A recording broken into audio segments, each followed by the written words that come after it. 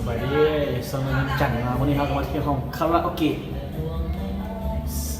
ใส่น้ำคำห้องเพื่อนนึงเข้ามาแล้ว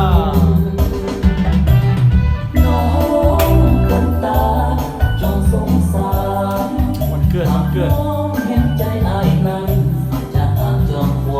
คนยังมาเลยนะมาทวนบอเบียนอ่ะ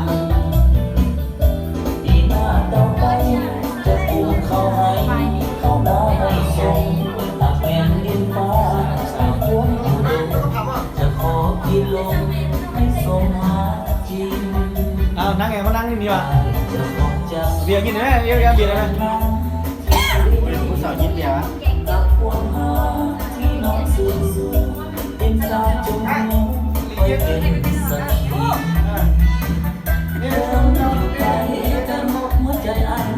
เราเก็บใช้น้ำคำสั่งอาหารปลานึ่งมะนาวสอง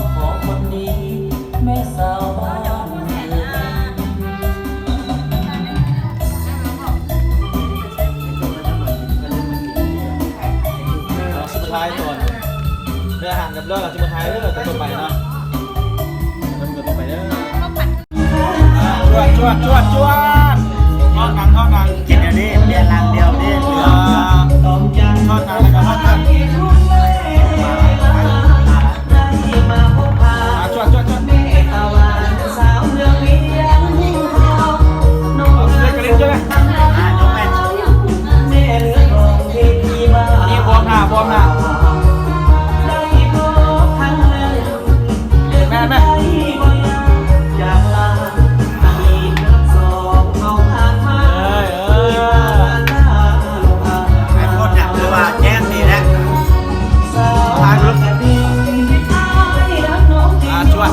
จวด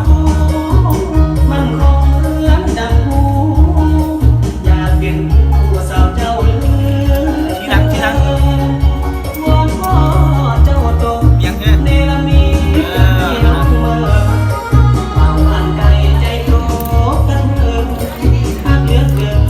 น้องสาวเอาเมื่องานบุญมาสร้างเมืองอาบาคนฉันจิตใจอ้ายยังหัวพันแม่จอมวันบ่ให้เองเลยแดนทำมันก็ อันนี้เราเอาเงี้ยงในนี้มันเที่ยงเลยเนาะมันยับ มอนมาบาคนสั่นเจ้าเอิญให้ได้เป็นเธอ กินเบียร์ผมกำลังมาคนจะไปแล้วเด้อ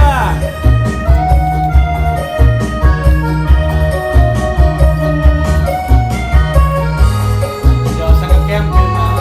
ข่าวคนมาลงมาก่อนสาวผู้สาวผู้สา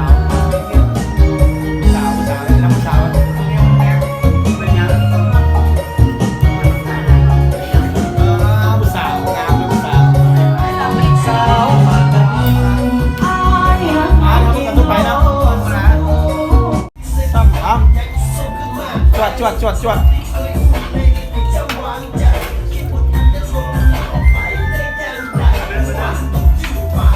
เอาบ้าแน่ไหม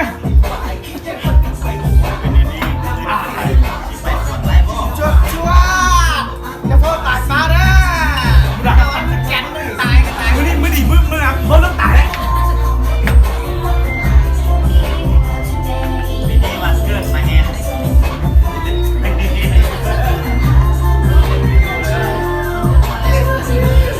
ตามช่องไม่เป็นจังชาแนลไว้เด้อไปคุดได้คุดแชร์กด subscribe ดูให้เด้อ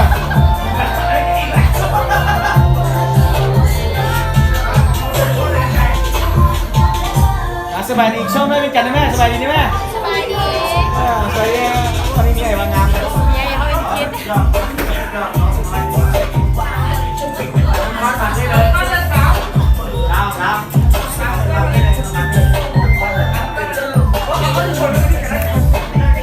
ส่งโปรมาเลย พี่ตามอ่ะช่องไม่เป็นจันที่ตามแล้วว่ะ ติดตามแล้วกด subscribe อย่าลืมกด subscribe อยู่ด้านลุงเด้ออย่าลืมกดอีก สปอร์ต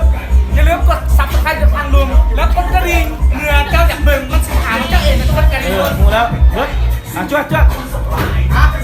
เด็ก มาเด้อมาเด้อมา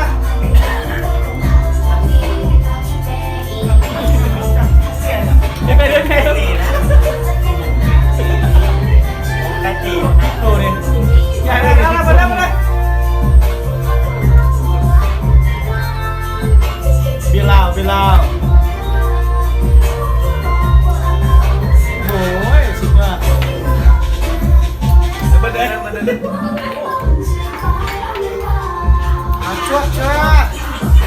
ฮะเราต้องมาเรื่องนั้นเขาอยู่บ้านเบิดสีแก้วนะมันยังจะเมาเบิดเอาไปหรอเดี๋ยวเจ๊เอาละชวดแล้วอาหารเขาต้องชี้มาตัวเป็นอาหารแล้วนะแก้มเขาเอาหัวหมูซ้ายก่อน 那你怎么也吃过呀？ เดี๋ยวกินแล้วกินซ้ำตัวนะ 吃过啊？